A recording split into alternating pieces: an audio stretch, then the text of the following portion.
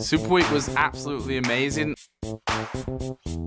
I cannot wait to get week 2 underway. We have the same goal. Make it to Worlds. Make it to Worlds. Make it to Worlds. Now we have a better team. Super strong. Now we have a better team. Stronger. Jerry actually went aggressive. Jerry aggressive. Push and move. Tabs was brilliant. In yellow stadion, killable. We just shout. Come on! Wombo combo! I don't think so. Make it to Worlds. Make it to Worlds. Make it. I have no idea. Make it to Worlds. Make it to Worlds. Make it to Worlds. Come on! Wombo combo! Make it to Worlds. Come on! Wombo combo! Push and move. Make it to Worlds. Make it to Worlds. Make it to We Worlds. just shout. Make it to Worlds. Make it. Same goal. Make it to Worlds. Make it to Worlds. Make it to Worlds.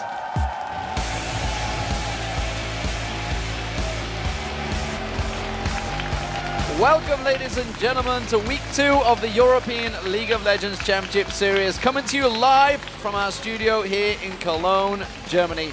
I am Lee Smith, and I am pleased to be joined by my stalwart companion, Trevor Quickshot Henry. Thank you very much, D-Man. Make it to Worlds indeed. And I'm looking forward to seeing what adjustment the teams have made coming into our second week, now that they've had a chance to see each other in action, and they have 7 full days to prepare for these games. And of course, last week was our opening Super Week, and there was some innovative picks that all worked out perfectly. Of course, in the top lane, well, it was the man with the swag, Darian, playing Warwick in that top lane. And of course, Trundle, played by Soaz. The support players, bunch of different champions coming out there. Kennen, Galio, Morgana, everything working wonderfully. Yeah, 45 unique champions picked or banned during the course of Super Week. That is also including the North American picks. Over here in Europe, the picks that have 100% win ratio in all the games they played include that Trundle, the Warwick, Pantheon, Shen, Galio, Kennen, Morgana. The list carries on because in America, we also had Teemo being played by Cloud9. We had Akali as well as Karthus locked in for Curse. They were successful, and the rant is hoping they continue. I want to see more of these oddball champions in the competitive scene. And of course, the most innovative team of the lot was Rockout, because they pulled out a bunch of different champions. The very first LCS game, they pulled out Malphite and Pantheon, and of course Morgana's support in the last game of the day. Yeah, one of the things it demonstrates is Rocket has an incredibly deep champion pool. With the champions they picked, they demonstrate an ability to lane well, to do good team fights. They finished off games as well. They went 3-1 in the week. And the fact that we have this new team coming in that demonstrates an ability to close matches, it's something that teams struggled to do during 2013. And I'm excited to see them perform here again in week 2. And of course, the bot lanes where a lot of changes were happening as well.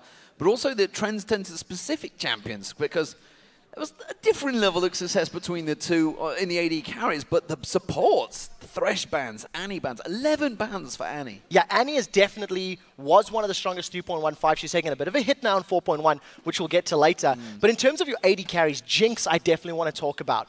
Was picked 9 times last week here in EU. 7 of those were wins. Following Jinx was Lucian. He was actually picked 10 times, and I think Mr. Rawls was the only one that really dominated with him. He went 4 and 6 in the week. And when those two weren't available, or whoever got Jinx or Lucian, the next pick was really sort of Caitlyn. We've seen her showing up a whole lot. 2 wins, 4 losses. Not particularly impressive, especially if compared to last year.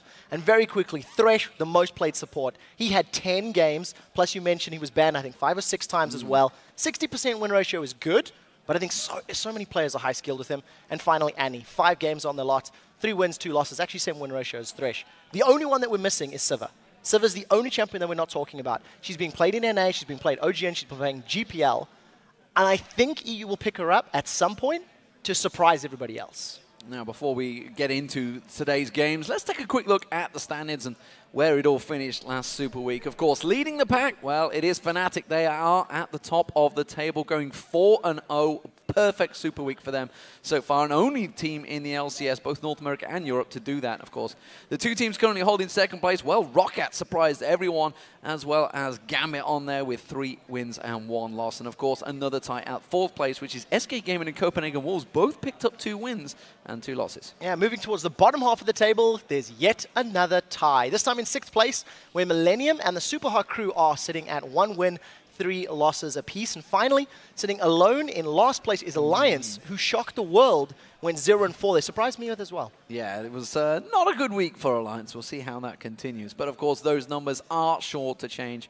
And we do have 4 big matches coming up today. Up first, it is going to be Millennium taking on Alliance, who are still chasing that first elusive win. And then, of course, second match is going to be a rematch, the first of the season, which will be Roccat facing the Super Hop crew. And, of course, Game 3 will be the Copenhagen Wolves taking on Millennium. Millennium will be their second game of the day. And game number 4 features Gambit taking on SK Gaming.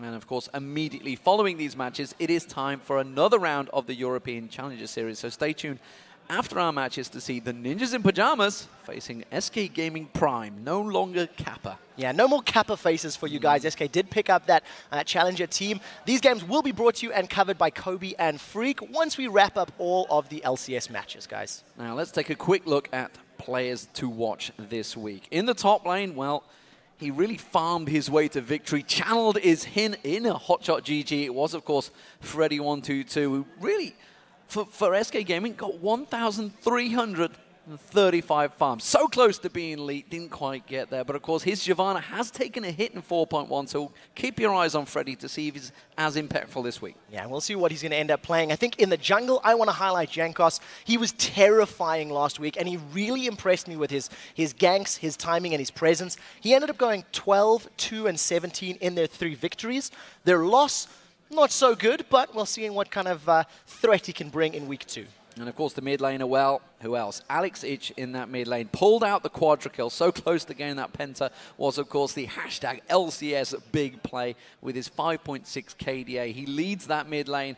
Will he continue to perform that way? We'll find out later on today. Well, somebody we kept asking if they'll keep performing was Reckless in the AD carry role. He was the #1 MVP here in Europe. He's got the highest KDA in NA and EU at 19.33. And usually we'll see those numbers even out and become a little bit more realistic. I'm not so sure where this guy is terrifying at the moment. Absolutely lived up to the hype. And, of course, alongside him was Yellowstar, who put up his own insane numbers with a 13 KDA in week 1, playing a whole variety of supports. Yeah, his Annie, his Leon, his Thresh were all very scary. The duo from Fnatic was probably the scariest of the week, but you cannot deny the strength of other duos that we've seen. Mr. Rolls and Mixer, I think, for me, stand out as very important players, and I also think that Sullivan Vander put on a great performance themselves, shutting down players like Tabs and Nif, which is something I would not have expected happen, and we'll see who can control those dual lanes in the new 4.1. So before we begin, of course, you guys are watching this on lollysports.com. Where else would you watch this? And you can also check out the full schedule, all the latest stats, team info, VODs, and more on that website. Lots of things to check out. Of course, you can also find details of how to join us live here in Cologne. And, of course, get your tickets. Just go on towards the top of the page, click on that tickets button, and buy yourself here. Yeah, come check it out.